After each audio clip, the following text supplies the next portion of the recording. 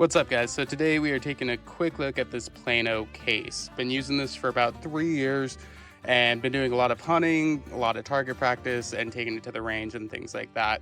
But what I really wanted from this was something that I could store two pew-pews in and it would work correctly. So this has been holding up great, and I'll kind of show you some of the features.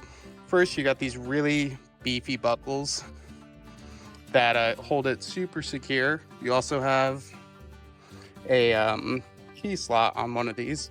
Oh, right here on the end. So you have a little key slot right here, key slot on the other end, which just lets you add a little bit more security to it. Then open it up. You have space for two pew-pews if you want, and works fantastic. Really secure and beefy kind of padding in here. Really like that. You can also customize it just by plucking these little squares out, as you can see right here. I kind of marked it up. So yeah, it's been through the ringer quite a bit, hence the general look, but still holding up great, still keeping everything safe. Really good case overall. So if you're looking for something like this, I would highly recommend it. I've been using Plano products for years and they always hold up really well.